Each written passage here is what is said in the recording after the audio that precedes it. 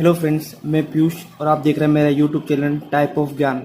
आज हम जिस टॉपिक के बारे में बात करने जा रहे हैं उसका नाम है इफ एल्स स्टेटमेंट। हमने पिछली वीडियो में देखा था कि इफ स्टेटमेंट क्या होता है, क्यों काम करता है और कब काम करता है, इसका प्रोग्राम कैसे एग्जीक्यूट होता है, रन होता है। आज हम इसमें देखेंगे कि इफ एल्स की स्टेटमेंट, इसके अंदर देखेंगे हम डेफिनेशन के अंदर हम पहले देखते हैं it is a directional statement which can work in both side.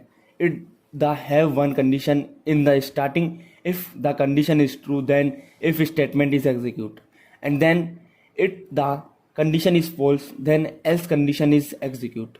ये डायरेक्शनल स्टेटमेंट होता है जो दोनों साइड वर्क करता है। यदि कंडीशन पहले स्टार्टिंग के अंदर ट्रू आ जाती है तो जो इफ वाला स्टेटमेंट है वो एग्जीक्यूट होगा, और कंडीशन फॉल्स आ जाती है तो जो एल्स वाला स्टेटमेंट है वो एग्जीक्यूट होगा। इफ एल्स स्टेटमेंट के अंदर हम कुछ इंपॉर्टेंट पॉइंट देखते हैं। इसके अंदर देखेंगे कि हम take care of true condition as well as false condition. हम ट्रू कंडीशन के साथ साथ फॉल्स कंडीशन का भी ध्यान रखना पड़ता है। True block is execute when condition is true. जब कंडीशन ट्रू होती है तो हमें इफ ब्लॉक वाला स्टेटमेंट एग्जीक्यूट कराना पड़ता है, मतलब ट्रू ब्लॉक वाला। False block execute when condition is false. जब कंडीशन फॉल्स होती है तो हमें एल्स ब्लॉक वाला स्टेटमेंट एग्जीक्यूट कराना पड़ता है, मतलब फॉल्स ब्लॉक वाला। अब आइए हम देखते हैं कि फ्लो चार्ट क्या होता है इफ एल्स स्टेटमेंट के अंदर। अब हम देखेंगे कि flow chart if else statement के अंदर कैसे काम करता है। जो कंट्रोलर होता है वो पहले टेस्ट कंडीशन जाता है। टेस्ट कंडीशन के अंदर दो ही कंडीशन हो सकती है, या तो ट्रू होती है या फॉल्स हो सकती है। यदि ट्रू होती है तो बॉडी ऑफ इफ एग्जीक्यूट होगा, यदि फॉल्स होती है तो बॉडी ऑफ एल्स एग्जीक्यूट होगा। और फिर इस दोनों के बाद अदर स्टेटमेंट आता है। अदर स्टेटमेंट का रिलेशन इफ और एल्स दोनों से रिलेटेड नहीं होता, यह अलग प्रोग्राम होता है। जो रिमेनिंग प्रोग्राम है वो कंटिन्यू हो जाता है। आइए चलो अब हम देखते हैं इसका सिंटैक्स, आपको उससे और अच्छी तरह समझ में आ जाएगा इफ एल्स स्टेटमेंट के बारे में। अब हम इसमें देखेंगे कि सिंटैक्स क्या होता है। सिंटैक्स के अंदर हम देखते हैं कि इफ के अंदर कोई भी कंडीशन दी जाती है, यदि कंडीशन सेटिस्फाई होती है तभी ट्रू ब्लॉक वाला स्टेटमेंट एग्जीक्यूट होगा, अदरवाइज फॉल्स वाला ब्लॉक एग्जीक्यूट होगा, मतलब एल्स वाला ब्लॉक एग्जीक्यूट होगा।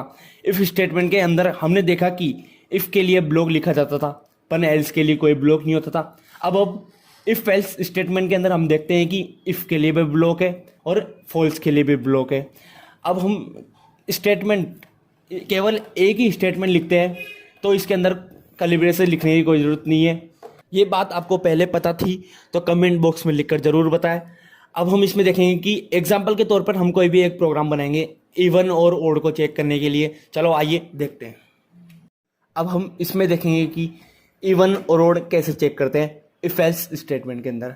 हम कोई भी दो हेडर फाइल्स लेते हैं, hash include stdio.h, hash include conio.h, फिर हम इंट मैन लिखते हैं, फिर हम लगाते हैं कर्ली ब्रेसेस। कर्ली ब्रेसेस के अंदर हम लिखते हैं कि इंट एन, कोई भी दो वेरिएबल ले लेते हैं ताकि जो यूज़र है वो कोई भी नंबर एंटर करे तो वो इसमें आकर स्टोर हो जाए। फिर हम लिखते हैं प्रिंट एफ, यूज़र द्वारा कोई भी मैसेज दिया जाएगा जैसे एंटर ए नंबर।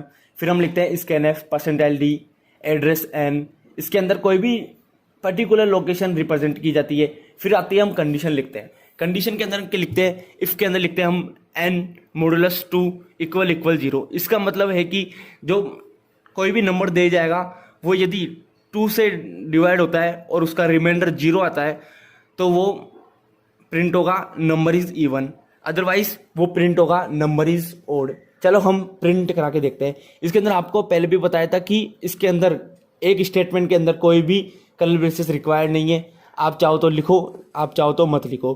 अब हम प्रोग्राम एग्जीक्यूट करा के देखते हैं।